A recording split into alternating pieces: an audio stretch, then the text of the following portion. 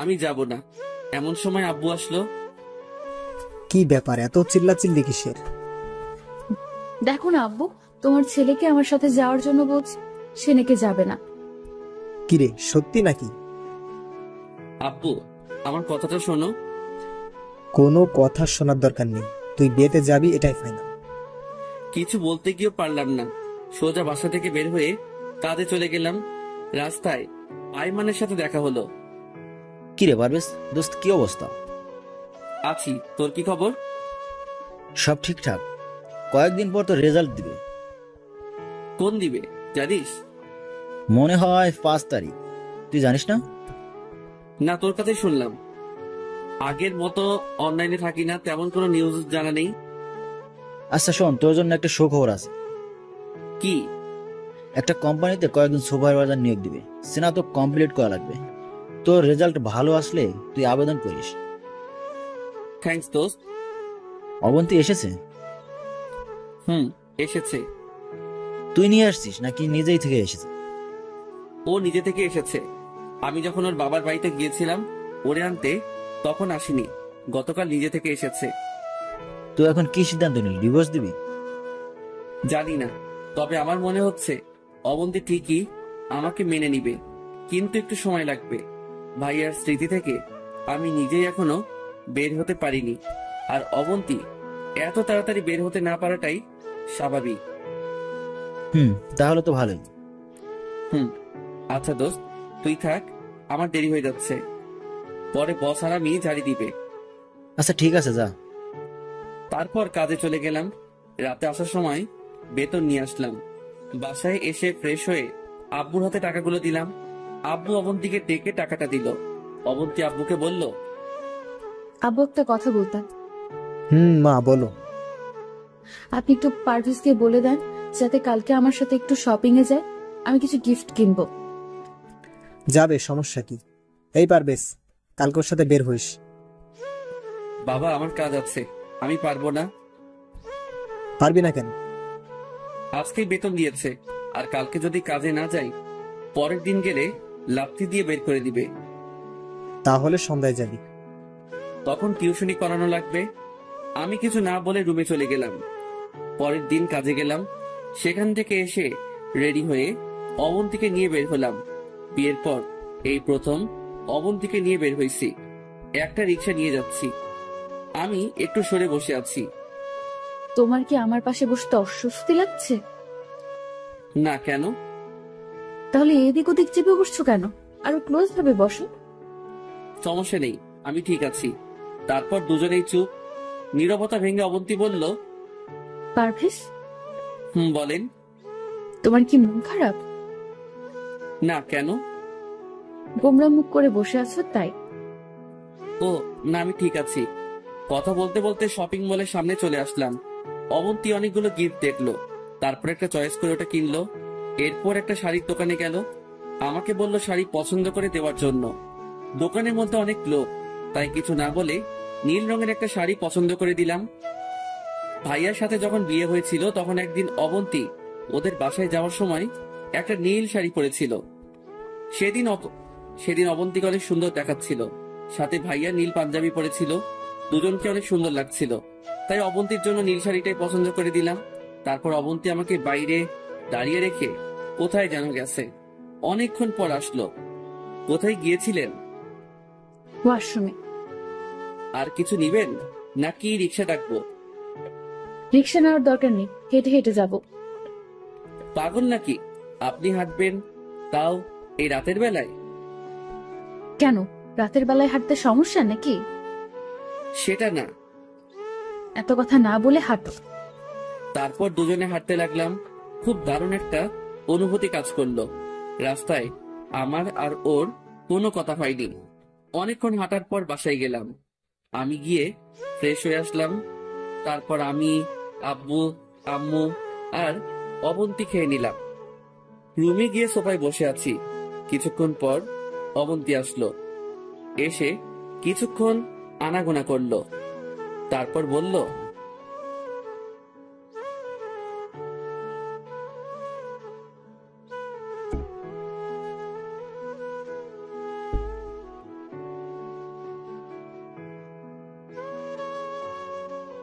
তারপর দুজনে হাঁটতে লাগলাম। খুব দারুণ একটা অনুভূতি কাজ করলো। রাস্তায় আমার আর ওর কোনো কথা হয়নি। অনেকক্ষণ হাঁটার পর বাসায় গেলাম। আমি গিয়ে ফ্রেশ হয়ে আসলাম। তারপর আমি, আব্বু, আম্মু আর অবন্তী খেয়ে নিলাম। রুমে গিয়ে সোফায় বসে আছি। কিছুক্ষণ পর অবন্তী আসলো। এসে কিছুক্ষণ আনাগোনা করলো। তারপর বলল, পারভেজ, একটা কথা বলতাম। বলেন। এই নাও, এটা তোমার জন্য। কি এটা? খুলে দেখো। আমি প্যাকেটটা খুললাম, দেখলাম একটা পাঞ্জাবি। অবাক হয়ে জিজ্ঞাসা করলাম, এটা কখন নিলেন? এত কিছু তোমার না জানলেও চলবে, হলুদের দিন তুমি এইটা গায়ে দিবে। হ্যাঁ সূচক মাথা নাড়ালাম। মনে থাকে জানো। আমি আবারও একটা বালিশ নিয়ে ফ্লোরে ঘুমিয়ে পড়লাম। মাঝরাতে কারো নরম হাতের স্পর্শে আমার ঘুম ভেঙে যায়। আমি জেগে গেলাম, কিন্তু না, জাগার ভান ধরে রাখলাম যাতে কেউ কিছু না বুঝতে পারে। আমি আস্তে আস্তে চোখ মেলে তাকিয়ে দেখি অবন্তী আমার পাশে বসে মাথায় হাত বুলাচ্ছে আর কান্না করতেছে। আমি বুঝেও না বুঝার ভান করে শুয়ে আছি। ভালোই লাগতেছে। বিয়ের পর এই প্রথম ওর স্পর্শ পেলাম। কিছুক্ষণ পর আমি চোখ বন্ধ করে বললাম, অনেক হয়েছে, এবার ঘুমিয়ে পড়ুন। অবন্তী আমার কথায় অবাক হয়ে যায়। তাড়াতাড়ি বসা থেকে উঠে খাটে চলে যায়। আমি ওপাশ হয়ে ঘুমিয়ে গেলাম। সকালবেলা রেডি হয়ে কাজে যাচ্ছি, এমন সময় আব্বু আর অবন্তী আমার সামনে পথ আটকে দাঁড়ালো। কিরে পারভেজ, কই যাস? কই আবার, কাজে। কালকে তোকে কি বললাম? আমার বান্ধবীর বিয়ে যে, সে কথা বলিনি? মনে আছে। তাহলে কাজে কেন যাচ্ছিস? সারাদিন বাসায় থেকে কি করব? বিয়েতে যাব সন্ধ্যায়। সন্ধ্যায় গেলে খাবি কখন? আরে ধুর, আজকে বিয়ে না, আজকে গায়ে হলুদ। সো সন্ধ্যায় গেলে হবে। প্লিজ একটু তাড়াতাড়ি আসিও। আমি আর কিছু না বলে বেরিয়ে গেলাম। সারাদিন কাজ শেষ করে বিকেল বেলা বাসায় চলে আসলাম।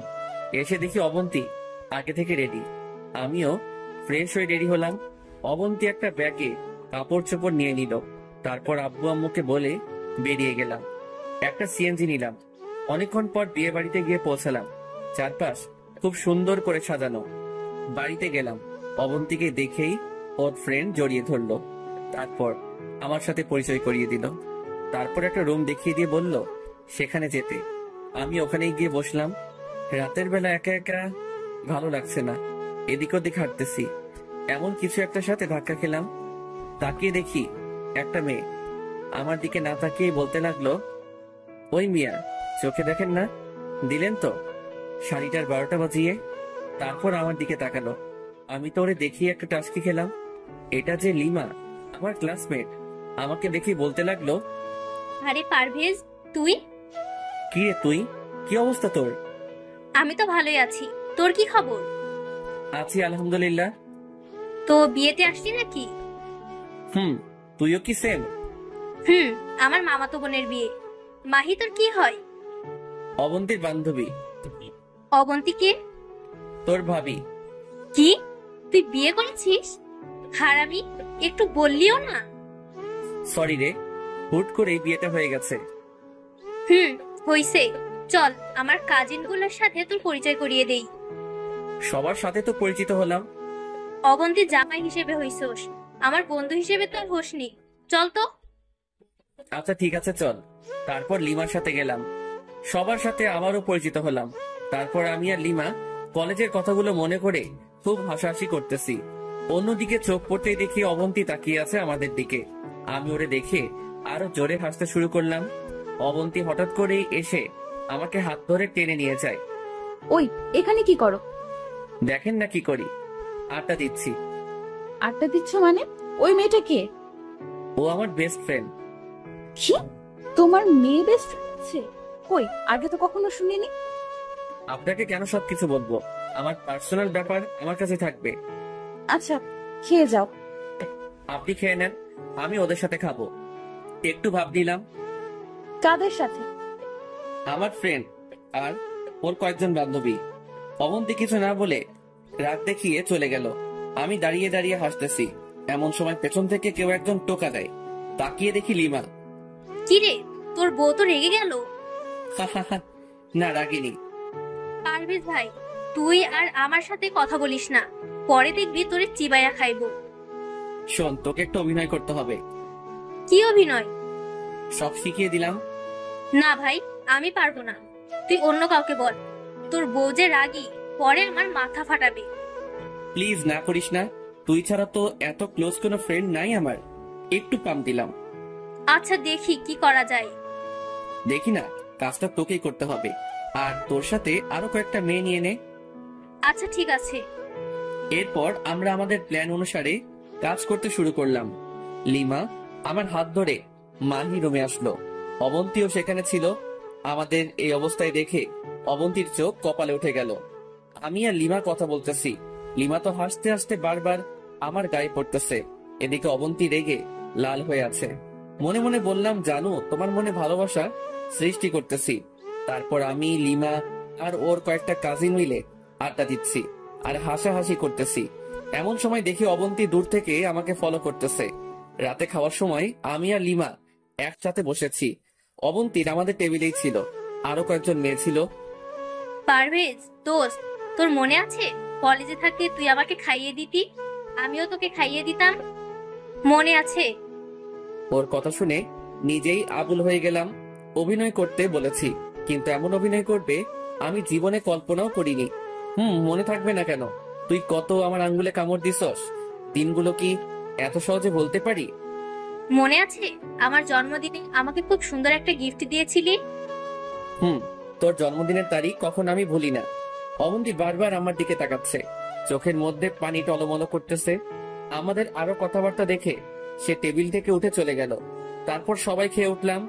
অন্য মেয়েগুলাও জানে আমাদের প্ল্যান সম্পর্কে। তারপর বাইরে চলে আসলাম। বিয়ে বাড়িতে চিল্লাচিল্লির জন্য কোনো কথাই ভালোভাবে শোনা যাচ্ছে না। পারভেজ, তোর বউ কিন্তু তোকে অনেক ভালোবাসে। কচু, তুই তাহলে কিছুই জানোস না। আচ্ছা, তোর কথা বল, বিয়ে করেছিস? করেছি, আবার করিওনি। মানে? বিয়ে ঠিক হয়ে আছে, কিন্তু উনি দেশের বাইরে। এমনিতে মোবাইলে সারাদিন কথা হয়। বিয়ের পর আমাকেও নিয়ে যাবে তো, তাই সবকিছু ঠিকঠাক করতে একটু সময় লাগছে। বাহ, তাহলে দেশের বাইরে চলে যাবি, দেখিস আমাদের আবার ভুলিস না। একটা মাইট দিব, ভুলবো কেন? আচ্ছা, তোর ভাই কোন দেশে থাকে রে? ভাইয়ার কথা বলার কারণে মনটা খারাপ হয়ে গেল। ভাইয়া এমন এক দেশে থাকে যে দেশে গেলে কেউ আর ফিরে আসে না। মানে? পুরো ঘটনা বললাম। সরি দোস্ত, আমি জানতাম না। It's okay. তারপর তুই তোর ভাবি মানে অবন্তীকে বিয়ে করে নিলি? ভালো করছিস, মেয়েটা যথেষ্ট ভালো। তো এখন কি করিস? তেমন কিছু না, চাকরি নাই, বেকার বেকার ঘুরতেছি। সত্যিটা বললাম না, কারণ যতই হোক একটু হলেও মানিজ্জত আছে আমার। কি বলিস? তাহলে ফ্যামিলি কে দেখে, কিভাবে চলে? আল্লাহ চালাইতেছে কোনোভাবে।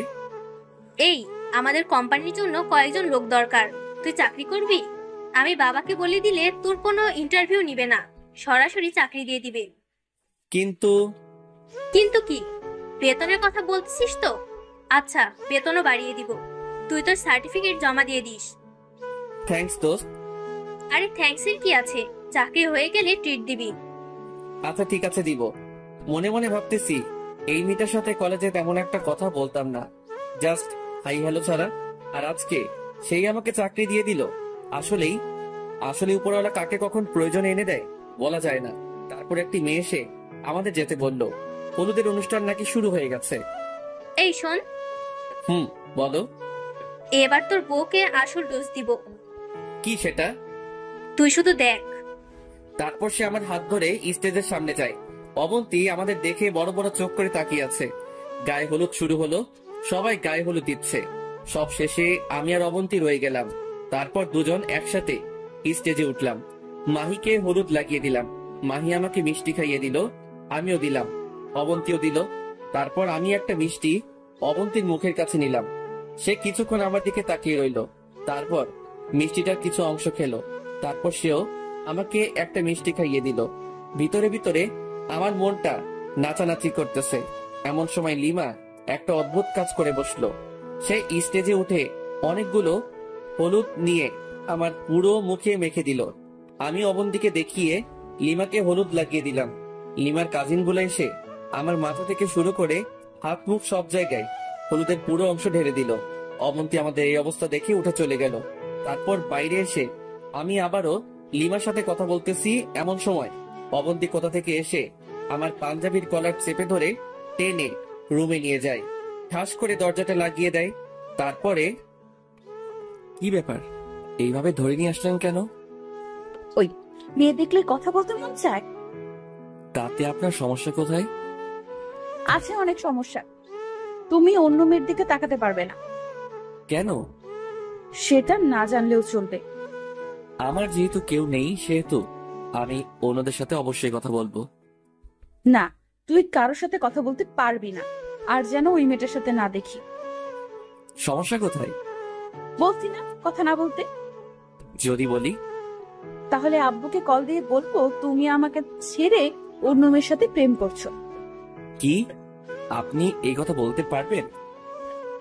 এখন পাঞ্জাবিটা খুলে শুয়ে পড়ো। আপনি কোথায় ঘুমাবেন? পরে দেখা যাবে, তুমি শুয়ে পড়ো। তারপর আমি পাঞ্জাবিটা খুলে রেখে বিছানায় শুয়ে পড়লাম। আপাতত কেউ নাই, একা একা শুয়ে আছি।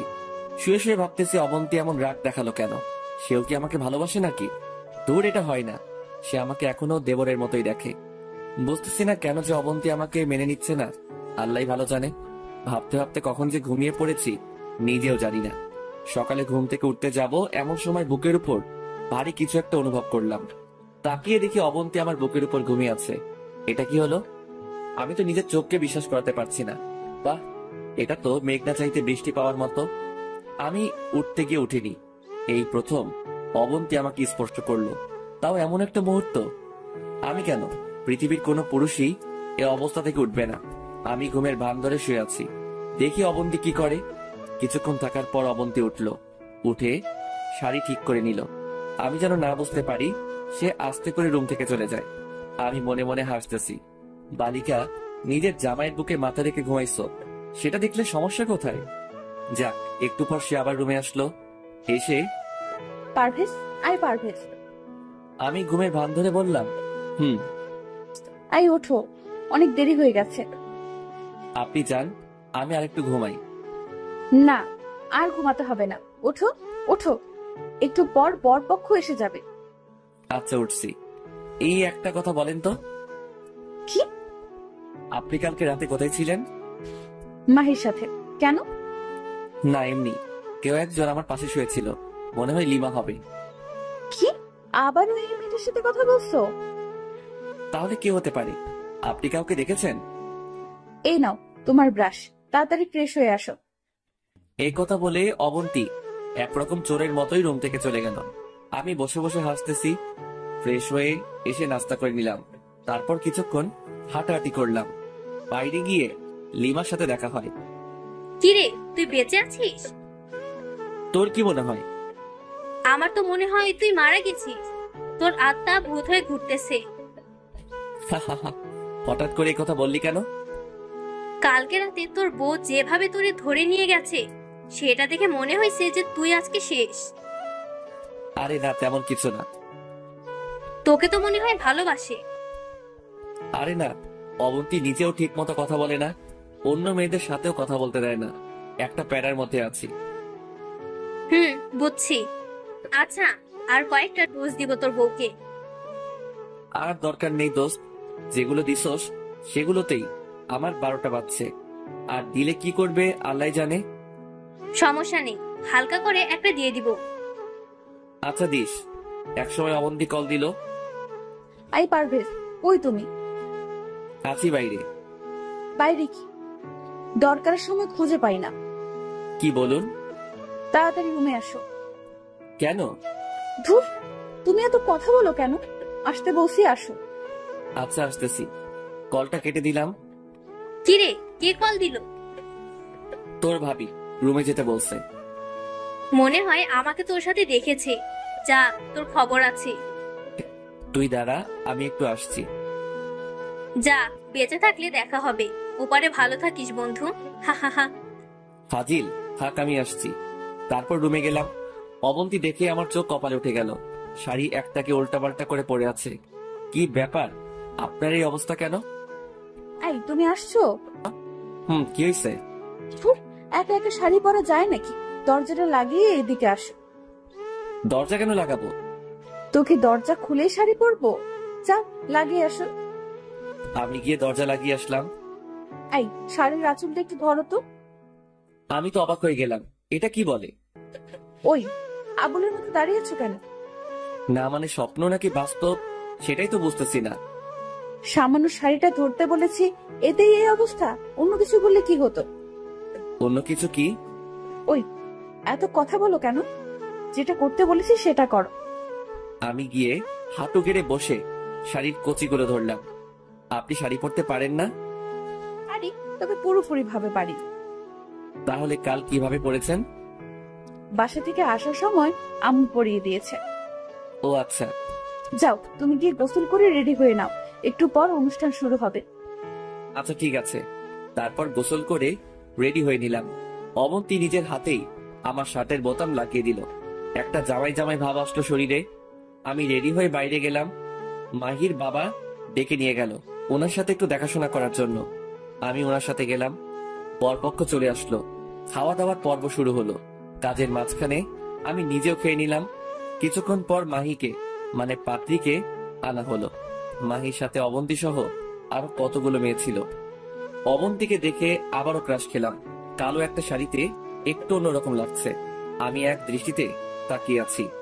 এমন সময় পেছন থেকে কেউ একজন টোকা দিল। তাকিয়ে দেখি লিমা।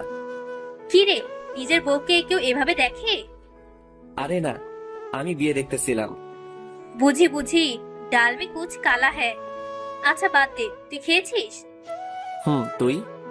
ভেবেছিলাম আরো পরে খাবো, আম্মু জোর করে খাইয়ে দিছে। ভালো করছে। এই 15 তারিখ তো রেজাল্ট দিবে, জানিস?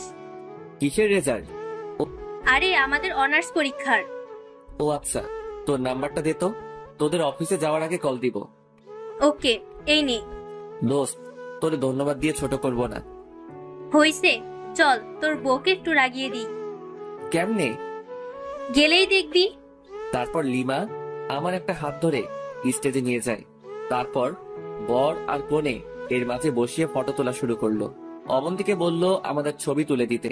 এটা দেখে অবন্তী রাগে লাল হয়ে গেছে। আমার দিকে বড় বড় চোখ করে তাকিয়ে আছে। আমিও একটু রাগানোর জন্যে লিমার সাথে ক্লোজ হয়ে বসে ছবি তুলতেছি। এইভাবে দিনটা চলে গেল। বিকাল বেলা বসে আছি, এমন সময় বস কল দিল। আসসালামু আলাইকুম। পারভেজ তুমি কোথায়? আমি তো একটা বিয়ের অনুষ্ঠানে আসছি। কালকে কাজে আসবে? কিন্তু বস, বিয়ে তো এখনো শেষ হয়নি, বউ ভাত বাকি আছে। তোমাকে আর কাজে আসতে হবে না, তুমি বিয়ে খাও। না বস, ঠিক আছে, আমি কালকে আসবো। মনে থাকে যেন, না হলে চাকরি ডিসমিস। কলটা কেটে দিল। আমি মনে মনে ভাবতেছি, শালা লিমাদের ওখানে চাকরিটা একটু পাই তখন দেখবি তোর এই ব্যবহারের ফল আমি সুদে আসলে দিব। অবন্তীর কাছে গেলাম। একটু এদিকে আসেন তো। আমাকে কেন ডাকতেছো? তোমার তো আর অন্য মেয়ে ফ্রেন্ডের অভাব নেই। দেখেন, বাজে কথা না বলে সাইডে আসেন। কি হয়েছে? আপনি থাকেন, আমি চলে যাচ্ছি। চলে যাচ্ছ মানে? কোথায় যাচ্ছ? বস কল করেছিল, কালকে কাজে না গেলে চাকরি থাকবে না। এখান থেকে তো আর কাজে যাওয়া সম্ভব না, তাই বলছিলাম আপনি থাকেন, বিয়ে শেষ হলে তারপর আমি এসে নিয়ে যাব। দরকার নেই, দাঁড়াও আমিও যাব। মানে কি, এখনো বিয়ে শেষ হয়নি? আসলটা শেষ, আর এখানে থেকেও কোনো মজা পাবো না। হয়তো চলে যাবে, তো দাঁড়াও আমিও আসছি। কিছু না বলে দাঁড়িয়ে আছি। তারপর সবার থেকে বিদায় নিয়ে বাসার দিকে রওনা দিলাম। লিমাকে ইশারাই বলেছি মোবাইলে কথা বলবো। তারপর একটা সিএনজি নিয়ে বাসায় চলে আসলাম। কে চলে আসলে যে? বিয়ে শেষ নাকি? না, কাজ আছে, বস কল করেছিল তাই। তারপর রুমে চলে গেলাম। ফ্রেশ হয়ে বাইরে চলে গেলাম। আইমানকে কল দিয়ে আসতে বললাম। আসার পর পুরো ঘটনা ওর সাথে শেয়ার করলাম। বাহ, তার মানে সব ঠিকঠাক হয়ে গেছে? এখনো শিওর না, আরো কয়েকদিন দেখি। লিমার ডোজটায় কাজ হয়েছে, না হলে অবন্তী এত সহজে নরম হতো না। বন্ধু, ঠিক বলছিস, লিমা অনেক হেল্প করেছে। আরো কিছুক্ষণ আড্ডা দিয়ে বাসায় চলে আসলাম। রাতে খেয়ে রুমে গেলাম। দেখলাম অবন্তী বিয়ে তোলা ছবিগুলো দেখতেছে। আমি গিয়ে কাঁথা আর বালিশটা নিয়ে ফ্লোরে ঘুমানোর জন্য রেডি হচ্ছি। অবন্তীর দিকে বারবার তাকাচ্ছি, সে কিছু বলে কিনা, কিন্তু না, কিছু বললো না। আমিও শুয়ে গেলাম। শুয়ে শুয়ে ভাবতেছি অবন্তী তো কিছুই বললো না, তাহলে বিয়েতে কেন শুয়েছিল একসাথে? মনে হয় এটা অন্যদের দেখানোর জন্য, মান সম্মান রক্ষার্থে এমনটা করেছে হয়তো। আমার কপালে এগুলো নেই, তাই এগুলো নিয়ে চিন্তা না করাই বেটার। অবন্তী আগেও আমাকে মেনে নেয়নি, এখনো নিচ্ছে, আর ভবিষ্যতে নেবে বলে মনে হয় না। ভাবতে ভাবতে ঘুমিয়ে গেলাম। সকালে ঘুম থেকে উঠে ফ্রেশ হয়ে কাজে যাচ্ছি, এমন সময় আব্বু সামনে দিয়ে ঘোরাঘুরি করতেছে। মনে হচ্ছে কিছু একটা বলবে। কিছু বলবে? তোর কাছে কিছু টাকা হবে? তোর মায়ের মেডিসিন শেষ। আমি জানি পকেটে মাত্র 20 টাকা আছে, কারণ যেগুলো ছিল সব বিয়েতে খরচ হয়ে গেছে। যাতায়াত, বিয়ের উপহার, অবন্তীর শাড়ি, পুরো মাসের বেতন শেষ। কি বলবো বুঝতেছি না। আচ্ছা, প্রেসক্রিপশনটা আমাকে দাও, আমি আসার সময় নিয়ে আসবো। তারপর বাবার থেকে প্রেসক্রিপশনটা নিয়ে বেরিয়ে গেলাম। ভাবতে লাগলাম কিভাবে কি করব। হেঁটে হেঁটে কাজে চলে গেলাম। প্রতিদিনের মতো সেই দোকানে দোকানে মাল দেওয়া আর ভ্যান ঠেলা। কাজ শেষ করে আসার সময় বসের কাছে কিছু টাকা চাইলাম, শালা টাকা তো দিলই না, উল্টো আরো ঝাড়ি দিল। পরে আইমানকে কল করে দেখা করতে বলি, ওর কাছ থেকে কিছু টাকা নিয়ে আম্মুর জন্য মেডিসিন গুলো কিনে নিয়ে আসি। এইভাবে দিন যেতে লাগলো। কয়েকদিন পর আমাদের রেজাল্ট দিবে। এটা নিয়ে আমার তেমন মাথা ব্যথা নেই, কারণ আমার পরীক্ষা যে খারাপ হয়েছে সেটা আমি খুব ভালো করে জানি। ফেল করবো এটাই শিওর। এদিকে অবন্তী রেজাল্টের চিন্তায় শেষ। দেখতে দেখতে রেজাল্টের দিন চলে আসলো। আমি যথারীতি কাজে চলে গেলাম। দুপুরবেলা অবন্তী আমাকে কল দিয়েছে। আই পারভেজ, তুমি কোথায়? কাজে আছি। কেন, কি হয়েছে? রেজাল্ট দিয়ে দিছে, আমি পাশ করেছি। কনগ্রাচুলেশন। থ্যাঙ্কস। এই তোমার রোল নাম্বার আমি ভুলে গেছি, আমাকে বলো তো। আমি নিজেও ভুলে গেছি। অ্যাডমিন কার্ড দেখো। আচ্ছা, দেখতেছি। তারপর কলটা কেটে দিল। পাশে বস ছিল। আমার মোবাইলে কথা বলা দেখে উনি বিরক্ত মাখা মুখ নিয়ে বলল, ওই মিয়া, কাজ করতে আসো নাকি প্রেম করতে? Sorry boss. আরে রাখো তোমার সরি। মোবাইল বন্ধ করো মিয়া। এতই যখন বউ বউ করো তাহলে কাজে আসো কেন? বউয়ের কাছে থাকলেই তো পারো। এই শালার উপর তো রাগ হচ্ছেই, সাথে অবন্তীর উপরও। কল দেওয়ার আর সময় পেল না। রেজাল্ট দিয়েছে তো কি হয়েছে, বাসায় গেলেও তো বলা যেত। আমি মোবাইলটা বন্ধ করে রেখে দিলাম। তারপর কাজ শেষ, বসের কাছে টাকা চাইলাম। উনি মুখের উপর বলে দিয়েছে মাস শেষ হওয়া ছাড়া কোনো টাকা দিবে না। যদি অতিরিক্ত করি তাহলে অতিরিক্ত কাজের টাকা দিবে। আমি আরো 2 ঘন্টা করে 100 টাকা নিলাম, তাই হিসেবে নাকি আরো কম পাবো। তারপর গেলাম টিউশনিতে। পড়ানোর এক পর্যায়ে ছাত্রের মা আসলো, টাকা হাতে নিয়ে দাঁড়িয়ে আছে। আন্টি কিছু বলবেন? এই নাও তোমার এই মাসের বেতন। কিন্তু আন্টি, মাস তো এখনো শেষ হয়নি। জানি, তোমাকে আর আসার দরকার নেই। আমি ওর জন্য নতুন টিচার দেখছি। কিন্তু আন্টি কেন? তুমি রাতে করে আসো, তার উপর দেখে মনে হয় ক্লান্ত।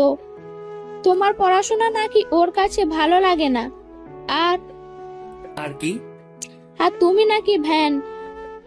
তোমাকে আজকে সকালে ওর ফ্রেন্ডরা সবাই দেখেছে। তারপর স্কুলে গিয়ে ওর অনেক রকম কথাবার্তা বলেছে, ঠাট্টা করেছে। আমি কিছু না বলে নিচের দিকে তাকিয়ে আছি। শালা ভ্যান গাড়ির সাথে পড়ানোর কি সম্পর্ক এখনো আমার মাথায় আসছে না। কিছু না বলে ওই বাসা থেকে বেরিয়ে গেলাম। এবার কি হবে? টিউশনির টাকাটা দিয়ে আব্বু আমার মেডিসিন কিনি, কিন্তু এবার কি হবে? হঠাৎ করে অবন্তীর রেজাল্টের কথা মনে পড়লো। আন্টির দেওয়া বেতনগুলো দেখতে লাগলাম। পুরো টাকা দেয়নি, অর্ধেক দিয়েছে। বাস আসলে সব দিক দিয়ে আসে। অবন্তীর জন্য 2 কেজি মিষ্টি নিলাম। তারপর হেঁটে হেঁটে বাসায় গেলাম। কলিং বেল দেওয়ার একটু পর দরজা খুলে দিল। তাকিয়ে দেখি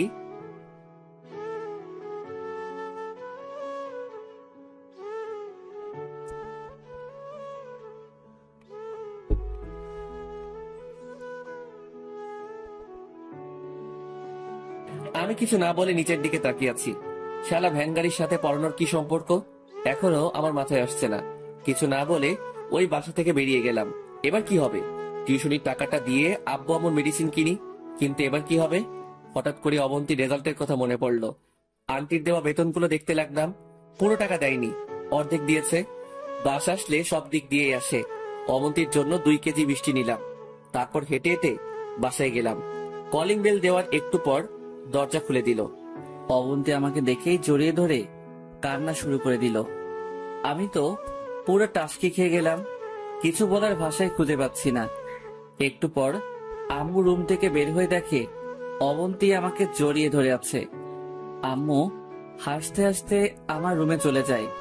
আমি লজ্জায় লাল হয়ে গেলাম। তারপর অবন্তী আমাকে ছাড়িয়ে বলতে থাকে, পারভেজ, আমি পাশ করেছি। কংগ্রাচুলেশন, এই নিন, মিষ্টিগুলো নিয়ে যান। ওই, আমি পাশ করেছি সেজন্য আমি এত খুশি হইনি। খুশি হয়েছে এজন্য তুমিও ভালো নাম্বারে পাশ করছো। কি? তুমিও পাশ করছো, শুধু পয়েন্টটা একটু কম। এটা কোনো ব্যাপার না। আমি আর কোনো কথা না বলে অবন্তীকে কোলে নিয়ে নিলাম। আসলে খুশিতে নিজেকে আর স্থির রাখতে পারিনি। ওরে কোলের কারণে ও আমার দিকে অবাকভাবে তাকিয়ে রইল। সরি, আসলে এমন একটা খুশির খবর শুনে নিজেকে স্থির রাখতে পারিনি। ইটস ওকে, যাও রুমে গিয়ে ফ্রেশ হয়ে আসো। আমি রুমে চলে গেলাম। মনে মনে ভাবলাম এবার লিমাদের অফিসে যাব, দেখি চাকরিটা হয় কিনা। ফ্রেশ হয়ে আব্বু আম্মুর কাছে আসলাম। আব্বু আম্মু দুজনেই অনেক খুশি। বসে বসে অনেকক্ষণ গল্প করলাম। তারপর খাওয়া দাওয়া করে রুমে চলে গেলাম। অবন্তী রুমে আসার আগে শুয়ে পড়লাম। একটু পর সে আসলো, আমার পাশে বসলো। কিছুক্ষণ মাথায় হাত বুলিয়ে হাটে চলে গেল। অবন্তী ঘুমিয়ে যাওয়ার পর আমি উঠলাম। উদ্দেশ্য হচ্ছে ভাইয়ার কাছে যাব। আজকে এমন একটা দিনে ভাইয়া থাকলে হয়তো তিনি আমাদের চাইতেও বেশি খুশি হতেন। আমি উঠে অজু করে ভাইয়ার কবরের দিকে রওনা দিলাম। কিছুক্ষণ পর আমি কবরের কাছে গেলাম। আমি জানি ভাইয়া আমাকে দেখে অনেক খুশি হবে। আমি কবরের মাথার পাশে গিয়ে বসলাম। ভাইয়া কেমন আছিস? এত রাতে তোরে ডিস্টার্ব করার জন্য সরি। জানি তুই অনেক বিরক্ত হবি, কিন্তু কি করব বল, কথাগুলো তোকে না বললে যে আমার ঘুম আসবে না। আজকে আমাদের রেজাল্ট দিয়েছে। যদিও রেজাল্ট নিয়ে আমার তেমন একটা মাথা ব্যথা নেই, আমি চিন্তায় ছিলাম অবন্তীকে নিয়ে। আলহামদুলিল্লাহ, সে পাশ করেছে, আমিও পাশ করেছি, কিন্তু সেটা হয়তো তোর মনের মতো হবে না। ভাইয়া, তোর স্বপ্নটা পূরণ করার জন্য সর্বোচ্চ চেষ্টা করেছি। তোর আর অবন্তীর ইচ্ছা ছিল অবন্তী যেন গ্রাজুয়েশন কমপ্লিট করে। আজকে সেই দিন যেটার জন্য তুই স্বপ্ন দেখতি। আজকে সবই ঠিক আছে, শুধু তুই নেই আমাদের পাশে। তোর স্বপ্নগুলো আমি নিজের জীবন দিয়ে হলেও পূরণ করব। জানিস ভাই, আমারও অনেক ইচ্ছা ছিল খুব ভালো একটা রেজাল্ট করার জন্য, কিন্তু কি করব বল, সেটা হয়তো আমার কপালে নাই। তারপরও যে পাশ করেছি সেটার জন্য আলহামদুলিল্লাহ। ভাইয়া, তুই যদি থাকতি হয়তো আমিও ভালো কিছু করতাম। তুই চলে যাওয়ার পর থেকে আমার পুরো পৃথিবীটাই পাল্টে গেছে। এখন বুঝতে পারছি তুই কষ্ট করে আমাদের স্বপ্নগুলো পূরণ করেছিস। এত কষ্ট করার পরেও নিজেকে সবসময় হাসি খুশি রেখেছিস। ভাই, তোর জন্য তো আমি কিছুই করতে পারিনি। সারা জীবন তুই আমাদের জন্য করে গেছিস। জানিস ভাইয়া, অবন্তী এখনো আমাকে মেনে নেয়নি, হয়তো নিবেও না, কিন্তু তাতে আমার কোনো আফসোস নেই। সে এখনো তোকে অনেক ভালোবাসে। অবন্তীর জন্য না হয় আমি আমার জীবনটা স্যাক্রিফাইস করে দিলাম। সে যেমন থাকতে চায় তেমনই থাকুক। ভাই, আমার টাকা পয়সা কিছুর দরকার নেই, শুধু তোকে দরকার। তুই আরেকবার আমাদের মাঝে ফিরে আয়, কখনো তোকে হারাতে দিব না। প্লিজ ভাই, আয় আরেকবার। আর কোনো কথাই আসছে না মুখ দিয়ে। বসে বসে ভাইয়ের স্মৃতিগুলো মনে করতে লাগলাম। তারপর উঠে কবর জিয়ারত করে বাসায় চলে আসলাম। এসে দেখি অবন্তী মন খারাপ করে বসে আছে। কি ব্যাপার, আপনি ঘুমাননি? কোথায় গিয়েছিলে? এই তো একটু বাইরে, ঘুম আসছে না তাই ঘুরে এলাম। মিথ্যা বলো কেন, সত্যি করে বলো। ভাইয়ার কবরের কাছে। এত রাতে? জিয়ারত করতে গেছিলাম। কি কি বলেছো তোমার ভাইকে? কিছু না, জাস্ট জিয়ারত করে চলে আসছি। আমি সব শুনেছি। আপনি কিভাবে শুনেছেন? তোমার পেছনে পেছনে গিয়েছিলাম। রাত অনেক হয়েছে, ঘুমিয়ে পড়ুন। অবন্তী কিছু একটা বলতে চেয়েছিল, কিন্তু আমি গিয়ে শুয়ে পড়লাম। সকালবেলা ঘুম থেকে উঠে ফ্রেশ হয়ে কাজে যাব, এমন সময় অবন্তী সামনে আসলো। কিছু বলবেন? একটা কথা ছিল। বলেন। আমি একটু আমাদের বাসায় যাব, যদি দিয়ে আসতে ভালো হতো। কিন্তু আমি তো কাজে যাচ্ছি, আর হঠাৎ করে ওই বাসায় কেন?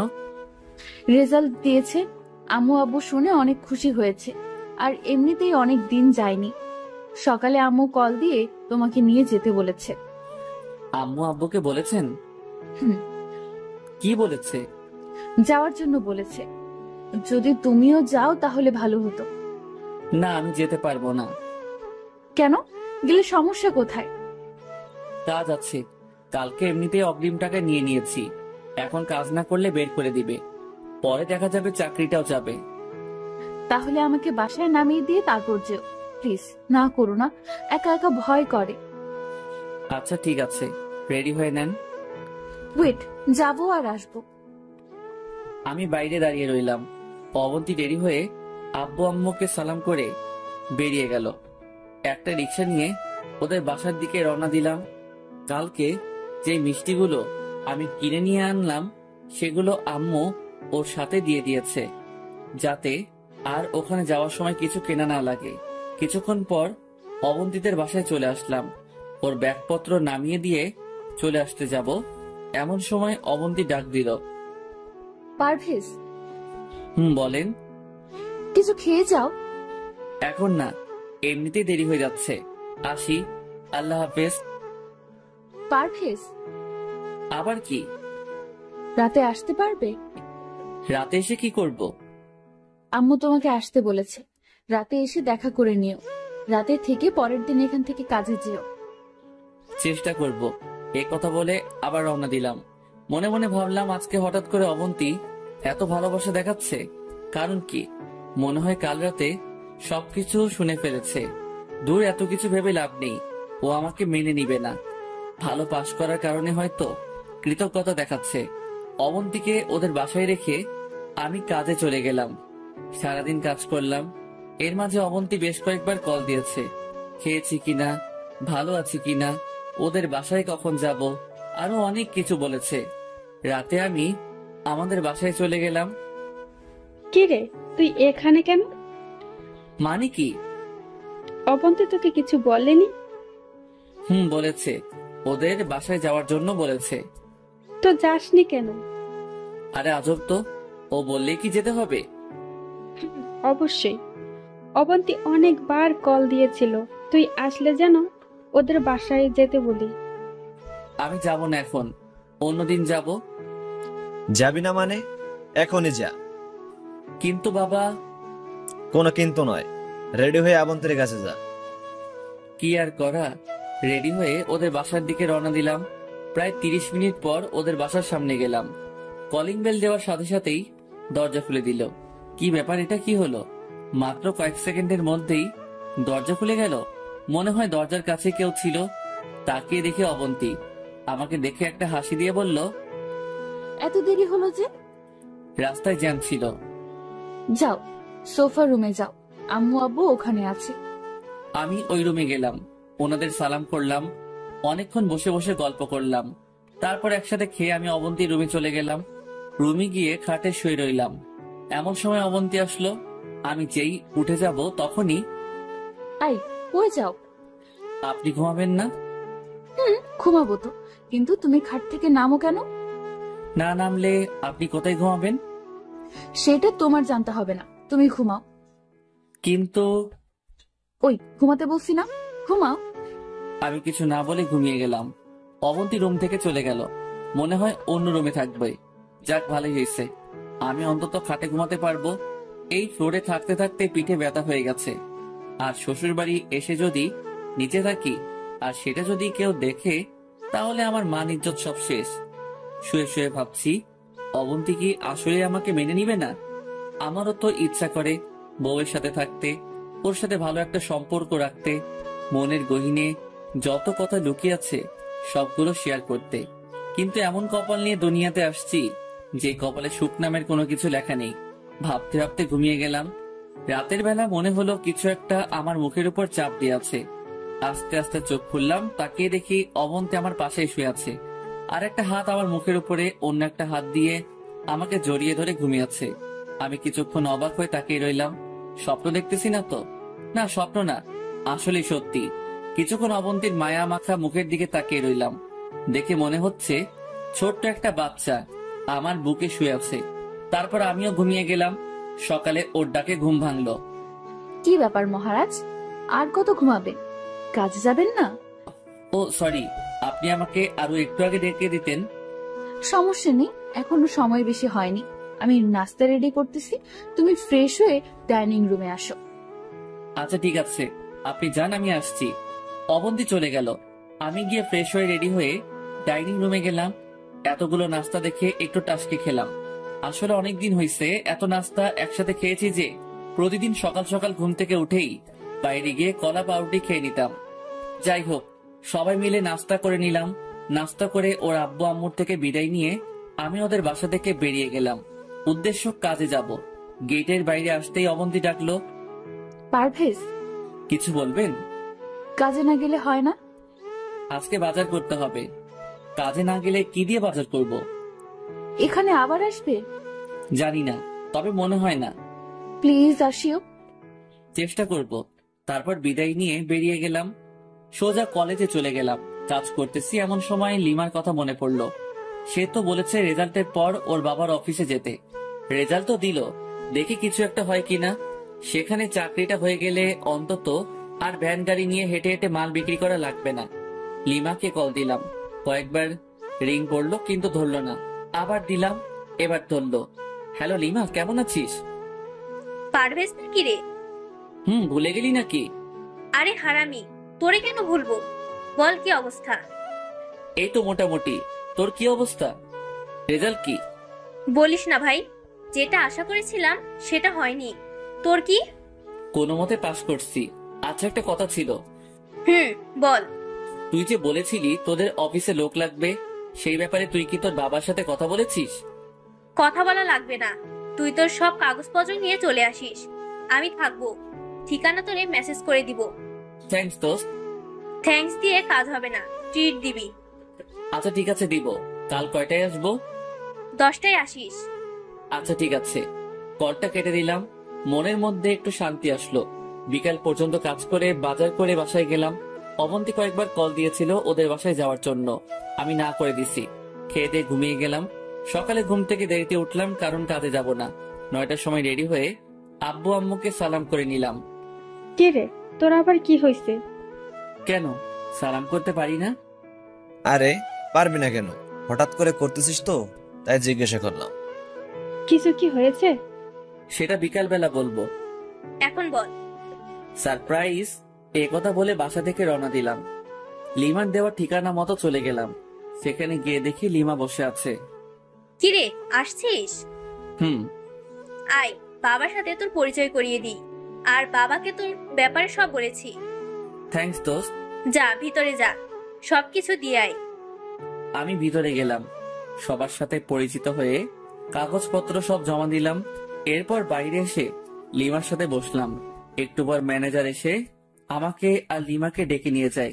ভেতরে গেলাম। লিমার বাবা বলল, দেখো বাবা, তোমার এসএসসি এবং এইচএসসি এর রেজাল্ট ভালো ছিল, কিন্তু অনার্স এর রেজাল্ট খুব একটা ভালো না। আমাদের রুল অনুযায়ী চাকরিটা তুমি আসলে পাচ্ছ না। চুপ হয়ে দাঁড়িয়ে রইলাম। কিন্তু আমার মেয়ে এত করে বলছে যে চাকরিটা না দিয়ে পারছি না। তুমি চাইলে কালকে থেকে জয়েন করতে পারো। ধন্যবাদ স্যার। খুশিতে চোখ দিয়ে পানি বের হয়ে গেল। আমি আর লিমা ওর বাবার রুম থেকে বের হলাম। লিমা, কি বলে তোকে ধন্যবাদ দিব বুঝতে পারছি না। তোর বউ কেমন আছে? আছে ভালোই। এখন কি ঠিক হয়েছে? আগে থেকে একটু ঠিক হয়েছে, বাকিটা আগের মতোই। টেনশন করিস না, সব ঠিক হয়ে যাবে। চল এখন। কোথায়? ট্রিট নিবি না? আজকে না, অন্যদিন। আচ্ছা ঠিক আছে, আজকে যাই। বসের সাথে কিছু হিসাব আছে, ওগুলো শেষ করে আসি। যা, কালকে থেকে চলে আসিস। ওকে, আল্লাহ হাফেজ। তারপর লিমার কাছ থেকে বিদায় নিয়ে ওদের অফিস থেকে বের হয়ে রাস্তায় আসলাম। আয়মান কল দিল। ওর সাথে কথা বলতে বলতে রাস্তা পার হচ্ছি। এমন সময় কিছু একটা সজোরে এসে আমাকে ধাক্কা দিল। ধাক্কা খেয়ে অনেক দূরে গিয়ে পড়ি। তারপর আর কিছুই মনে নেই। যখন জ্ঞান আসলো, নিজেকে হাসপাতালে আবিষ্কার করলাম। তাকিয়ে দেখে অবন্তী আমার পাশে বসে আছে। আমি ওর দিকে তাকালাম। আমার তাকানো দেখে অবন্তী আমাকে জড়িয়ে ধরে কান্না করতে শুরু করলো। কিছুক্ষণ পর ছেড়ে দিয়ে বলল, এখন কেমন লাগছে? ভালো। টেনশনের দরকার নাই, খুব বেশি কিছু হয়নি। ডাক্তার বলেছে 2-1 দিনের মধ্যেই বাসায় চলে যেতে পারবো। আমি তোমার আব্বু আম্মুকে কল দিয়ে আসতে বলেছি। বুঝছিলাম না, অবন্তী হঠাৎ করে আমার আব্বু আম্মু বলছে কেন? তারও তো আব্বু আম্মু। কিছু না বলে চুপ করে রইলাম। ওনারা আসছে, তুমি শুয়ে থাকো। আপনি কোথায় যাচ্ছেন? আমার একটু কাজ আছে। আমার এই অবস্থায় অবন্তী আমার পাশে থাকবে সেটা না করে বলতেছে তার নাকি কাজ আছে। বাবা মা আসা পর্যন্ত থাকুন। না, দেরি হয়ে যাবে, অন্য কোনো দিন দেখা যাব। অবন্তী কই? এই তো একটু আগে চলে গেছে, ওর নাকি খুব একটা জরুরি কাজ আছে। বাদ দাও, আবার চলে আসবে। আরো কিছুক্ষণ কথাবার্তা বললাম। সেদিন হাসপাতালে থেকে গেলাম, আব্বু আম্মুও থেকে গেল। পরের দিন হাসপাতালে থেকে বাসায় চলে গেলাম, কিন্তু এই 2 দিনে অবন্তী একবারও আসেনি এবং একটা কলও দেয়নি। আমিও আর নিজে থেকে দেইনি। 1 সপ্তাহ পর মোটামুটি সুস্থ, তাই চিন্তা করলাম নতুন অফিসে জয়েন করে ফেলি। বসে থাকা ঠিক হবে না। তাড়াতাড়ি রেডি হয়ে সকালবেলা বের হচ্ছি, আম্মু সামনে আসলো। কোথাও যাচ্ছিস? নতুন চাকরি পেয়েছি, বেতন আগের থেকে ভালো, কষ্টও কম, তাই চিন্তা করলাম আজ থেকে শুরু করে দেই। সে কি রে, তুই তো আমাদের একবারও বলিসনি, কখন পেলি? যেদিন অ্যাক্সিডেন্ট করেছিলাম সেদিন। আম্মু বাবাকে ডেকে বলল, বাবাও অনেক খুশি। দুজনের কাছ থেকে বিদায় নিয়ে বের হব, এমন সময় আবার দাঁড়িয়ে গেলাম। কিছু বলবি? অবন্তীকে কেউ কিছু বলবে না, বলার দরকার নেই। কেন রে, এমন একটা খুশির খবর মেয়েটাকে না দিয়ে পারি? না দেওয়ার দরকার নেই, সময় হলে জানবে। এখন নিজে থেকে কেউ কিছু বলবে না। আচ্ছা ঠিক আছে, বলবো না। আমি আর কিছু না বলে রওনা দিলাম। 30 মিনিট পর অফিসে গেলাম, ম্যানেজারকে সালাম দিলাম। উনি সবকিছু ঠিকঠাক করে দিল, আমাকে সবার সাথে পরিচয় করিয়ে দিয়ে আমার ডেস্ক দেখিয়ে দিল এবং কাজ বুঝিয়ে দিল। নতুন অফিস, নতুন কাজ, ভালোই লাগছে, কিন্তু বারবার অবন্তীর কথা মনে পড়তে লাগলো। আজকে এতদিন অবন্তী একবারও একটা কল দেয়নি, কারণ কি? অবন্তী কি নতুন কারোর সাথে? না, এটা হতে পারে না। বসে বসে ওর কথা ভাবতেছি, এমন সময় লিমা এসে একটা টোকা দিল। কি ব্যাপার স্যার, ম্যামের কথা খুব মনে পড়ছে বুঝি? আরে না, তুই কখন আসলি? আসছি তো অনেক আগে, এসে দেখলাম তুই বসে বসে কি নিয়ে চিন্তা করতেছিলি। না, তেমন কিছু না। নতুন অফিস কেমন লাগছে? ভালোই। কোনো প্রবলেম হলে ম্যানেজারকে বলিস। আচ্ছা ঠিক আছে। তুই থাক, আমি বাবার সাথে দেখা করে আসি। ওকে যা। তারপর আবার কাজ করতে লাগলাম, কিন্তু বারবার অবন্তীর কথাই মাথায় ঘুরতে লাগলো। বিকেলবেলা অফিসটা শেষ করে আইমানকে কল দিয়ে আসতে বললাম। আইমান আসলো, দুজনে একটা রেস্টুরেন্টে গেলাম, কিছু খাবার অর্ডার দিলাম। কিরে, তুই তো পুরাই সেন্স, চাকরি পাইছিস? শালা, একবার বললি না? তোর জন্য সারপ্রাইজ ছিল, এখন তো বলে দিলাম। তা আজকে কয়দিন? আজকে জয়েন করলাম লিমাদের অফিসে। কোন লিমা? আরে আমাদের কলেজ ফ্রেন্ড লিমা। ও আচ্ছা, ভালো। আমার জন্য একটা দেখ। তুই চাকরি করলে তোর বাবার টাকা কে খাবে? আরে না, আগের মতো টাকা দেয় না। আব্বা কি পরিমাণ কিপটে তুই তো ভালো করেই জানিস। আচ্ছা দেখবো। তোর ভাবি বউ কেমন আছে?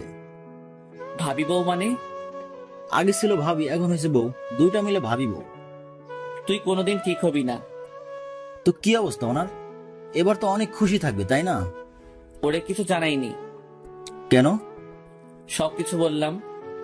পারভেজ দোস্ত, তোরে আমি আগেই বলেছি মেয়েটার মধ্যে কোনো ঘাপলা আছে। যেমন? পারভেজ দোস্ত, তোরে আমি আগে যেই কথাটা বলছি এখনো সেম কথাটাই বলছি। ওই মেয়েটার মধ্যে কোনো ঘাপলা আছে। প্রথমত, তোর ভাই মারা যাওয়ার পর অবন্তী দিদি তোদের বাসা থেকে চলে যেত, খুব ভালো বিয়ে করতে পারতো না।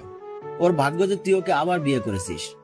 দ্বিতীয়ত, তোর মা বাবা অবন্তীকে যে পরিমাণ ভালোবাসে, আদর করে, আমার মনে হয় না পৃথিবীর অন্য কোথাও এমন আদর পাবে। সবকিছু থাকা সত্ত্বেও অবন্তী তোর সাথে একই খাটে থাকে না, একসাথে মিশে না। এই থেকেই বোঝা যায় ওর মাঝে কোনো ঘাপলা আছে।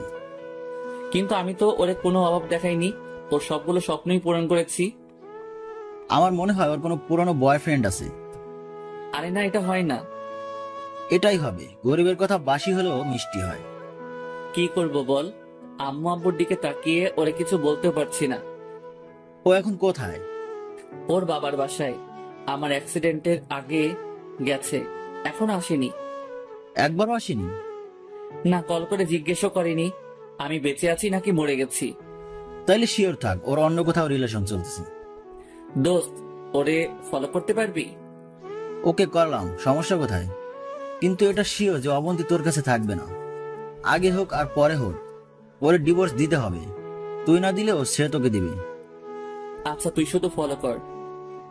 ওকে। আরো কিছু কথা বলে বাসায় চলে আসলাম।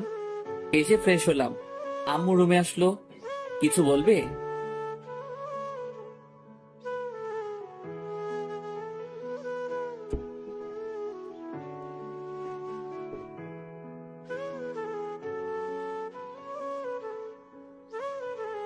আরো কিছু কথা বলে বাসায় চলে আসলাম।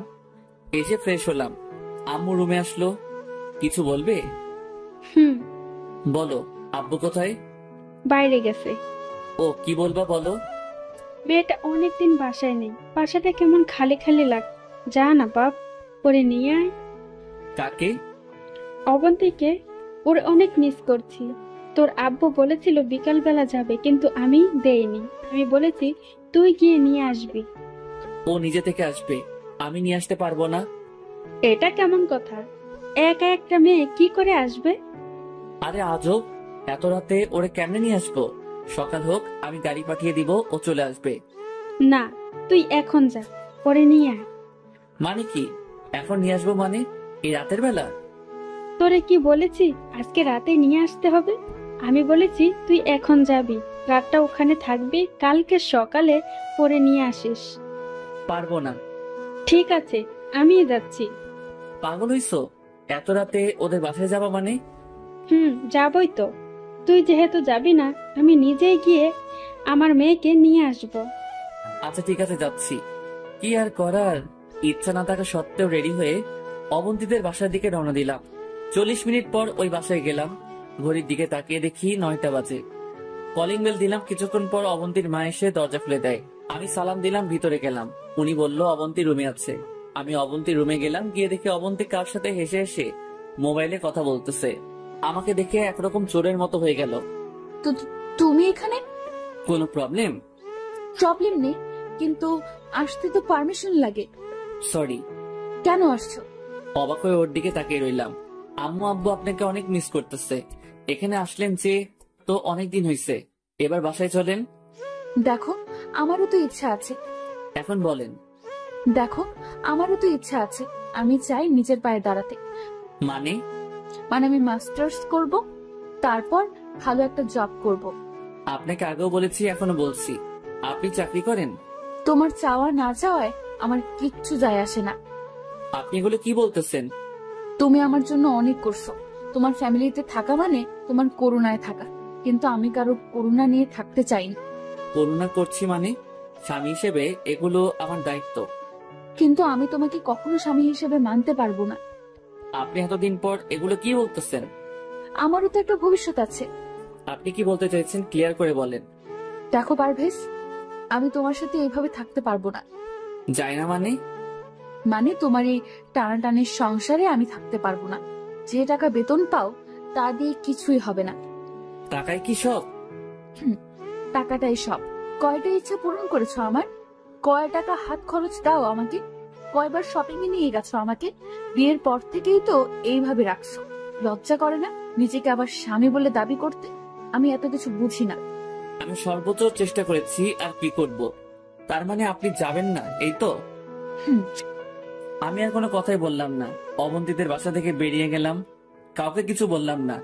এত রাতে বাসায় যাওয়া ঠিক হবে না। আব্বু আম্মুকে যদি জানাই তাহলে ওনারা অনেক কষ্ট পাবে। আর কিছুদিন দেখি, পরে না হয় সময় করে সব ওনাদেরকে জানিয়ে দেব। আইমানকে কল দিলাম। আজ রাতটা ওর সাথে থাকতে হবে, কারণ এত রাতে বাসায় যাওয়া ঠিক হবে না। আইমান বলল ওদের বাসায় যাওয়ার জন্য। যেতে যেতে ভাবতে লাগলাম, অবন্তীর জন্য আমি এত কিছু করলাম, অথচ সে এক মুহূর্তে সব ভুলে গেল। তাহলে 2 রাতে যে আমার সাথে ঘুমাইছে, ওটা কেন করলো? আমি আব্বু আম্মুকে কি বলবো? ওনারা তো অবন্তীকে না পেলে মারাই যাবে। অবন্তী এত বড় বিশ্বাসঘাতকতা করবে আমি তো কোনোদিন কল্পনাও করিনি। ভাবতে ভাবতে আইমানদের বাসায় চলে গেলাম। কলিং বেল দিলাম। কিছুক্ষণ পর আইমান বেরিয়ে আসলো। পারভেজ, আসছিস? আয় ভিতরে আয়। আমি ভিতরে গেলাম। ওর আম্মুকে দেখে সালাম দিলাম। আরে পারভেজ যে, কতদিন পর আসছো, কেমন আছো বাবা? জি আন্টি, আমি ভালো আছি। আপনি কেমন আছেন? আছি বাবা, বয়স হয়ে গেলে যা হয় আর কি। পারভেজ, তোমার আব্বু আম্মু কেমন আছে? জি আন্টি, সবাই ভালো। আরো কিছু কথা বলে আইমানের রুমে চলে গেলাম। রুমে গিয়ে ফ্রেশ হয়ে মাত্র বসলাম, আন্টি এসে ডেকে নিয়ে গেল খাওয়ার জন্য। খাওয়া দাওয়া শেষে আবার আয়মানের রুমে গেলাম। খাটে আমি আর আয়মান পাশাপাশি শুয়ে আছি। এমন সময় আয়মান বলল, পারভেজ, এই পারভেজ, বলো। কি হয়েছে এবার বল। অবন্তীর কথাগুলো বললাম। তোরে আমি আগেই বলছি এই মেয়েটার মধ্যে কোনো ঘাপলা আছে। দোস্ত, আমার মাথায় কিছু আসছে না। অবন্তী আমার সাথে এমন করবে আমি ভাবতেই পারিনি। দেখ পারভেজ, তোরে আমি আগেও বলছি, এখনো বলছি, ওই মেয়েটার সাথে তোর হবে না। তুই ওরে ডিভোর্স দিয়ে দে। ধুর, তোর কাছে এই কথা ছাড়া অন্য কোনো কথা নেই? সারাদিন শুধু ডিভোর্স ডিভোর্স করস। ওরে ডিভোর্স দিলে আব্বু আম্মুকে কি বলে বোঝাবো? আমি নিজে কিভাবে থাকবো? দেখ পারভেজ, আবেগ দিয়ে তো আর জীবন চলে না। আবেগ আর বাস্তবতা এক না। আবেগ দিয়ে জীবন চলবে যদি চালাতে পারিস। কিন্তু ও তো তোকে এখনো মেনেই নিচ্ছে না। ফ্লোরে ঘুমাতে হয় তোকে। দেখ, ফ্লোরে ঘুমালে সমস্যা নাই। আমি চাই অবন্তী আমার সাথেই থাকুক, আব্বু আম্মুর মেয়ে হয়ে থাকুক। কিন্তু পারভেজ, অবন্তিতে তোরে ভালোই বাসেন। ও না বাসুক, আমি তো অবন্তীকে ভালোবাসি। অবন্তী কেন আমাকে ভালোবাসে না সেটাও আমি জানি। কেন? কারণ অবন্তী ভাইয়াকে কি পরিমাণ ভালোবাসতো তোরে বলে বোঝাতে পারবো না। ভাইয়ার সাথে বিয়ের পরে অবন্তী আমাকে ভাইয়ের মতোই দেখেছে। সো হুট করে আমাকে বিয়ে করে তো আর স্বামীর মর্যাদা দিয়ে দিতে পারবে না। সেটা অবন্তী কেন, পৃথিবীর কোনো মেয়েই পারবে না।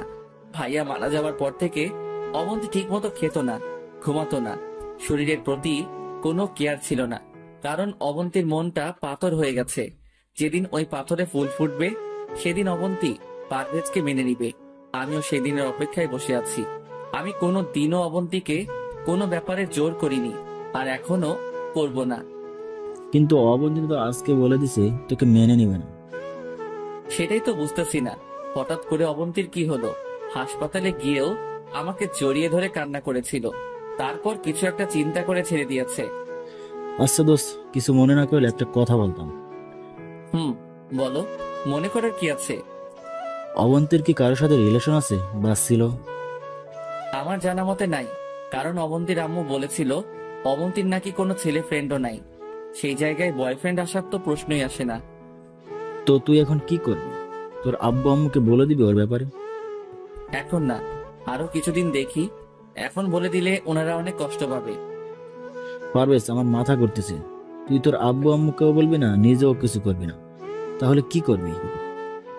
আমার মনে হয় এখানে বিশাল একটা রহস্য আছে যেটা আমি জানি না। তো কি করবি এখন? দোস্ত, তোকে একটু কষ্ট করতে হবে। কি? দেখ, আমি তো অফিসে চলে যাব, সারাদিন ওখানে থাকতে হবে। তুই তো ফ্রি আছিস। তুই যদি অবন্তীকে ফলো করতি, ও কি করে, কার সাথে যায়, তোর বাইক আছে, সমস্যা হবে না। প্রয়োজনে আমি তোরে তেলের টাকা দিয়ে দিব। এই হারামি, তুই পাগল হয়েছিস? তোর কাছ থেকে আমি টাকা নিব? তুই আমার বেস্ট ফ্রেন্ড, তোর জন্য আমি সব করতে রাজি আছি। থ্যাঙ্কস দোস্ত। তাহলে কালকে থেকে ওরে ফলো করা শুরু কর। আমি তোরে অবন্তীদের বাসা দেখিয়ে দিব। আচ্ছা ঠিক আছে, এখন ঘুমা। তারপর এক পাশ হয়ে শুয়ে গেলাম। ঘুম আসছে না, বারবার অবন্তীর কথাই মনে পড়তে লাগলো। ভাবতে ভাবতে ঘুমিয়ে গেলাম। সকালে ঘুম থেকে উঠে নাস্তা করে আয়মান আর আমি বাইক নিয়ে বের হলাম। আয়মানকে অবন্তীদের বাসা দেখিয়ে আমি অফিসে চলে গেলাম। কাজ করতে লাগলাম আর আয়মানকে বারবার কল দিয়ে জিজ্ঞেস করতে লাগলাম, কিন্তু কোনো খবরাখবর নাই। অফিস শেষ করে বাসায় গেলাম। আব্বু আম্মু আমার উপর ফায়ার হয়ে আছে। কিরে, তুই একা কেন? আর আমার মেয়ে কোথায়? আসেনি। আসেনি? তুই কালকে ওর সাথে ঝগড়া করে চলে আসছিস কেন? কি? তোমাদের এসব কথা কে বলেছে? তুই কি ভাবছিস অবন্তীর সাথে আমাদের কথা হয় না? অবন্তী আমাদের বলেছে। কি বলবো বুঝতেছি না। কালকে কোথায় ছিলি? আয়মানদের বাসায়। অবন্তী তোরে কি বলেছে? আরো কিছুদিন ওখানে থাকবে। যা, গিয়ে ফ্রেশ হয়ে আয়। মিথ্যা বললাম। যা বাবা, বেঁচে গেলাম। মনে হচ্ছে আমাকে রিমান্ডে দিয়েছে।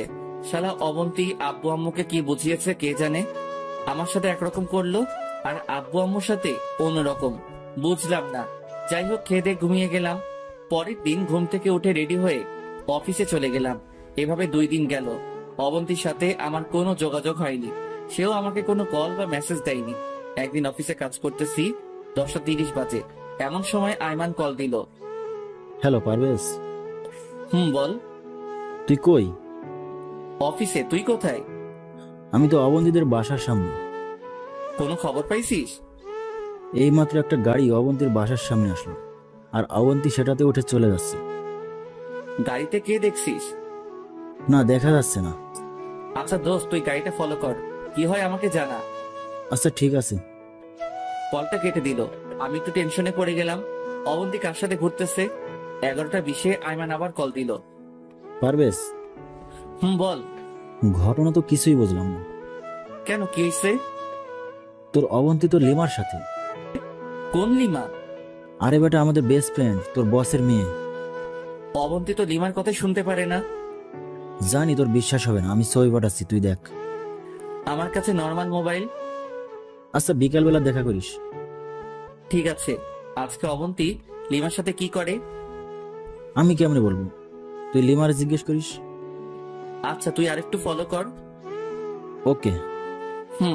আমি বিকালে তোর সাথে দেখা করব। ওকে। কল কেটে দিল। কাজ শেষ করে বিকেলবেলা আইমানের সাথে দেখা করলাম। আইমান ওর মোবাইলে তোলা ছবিগুলো আমাকে দেখাতে লাগলো।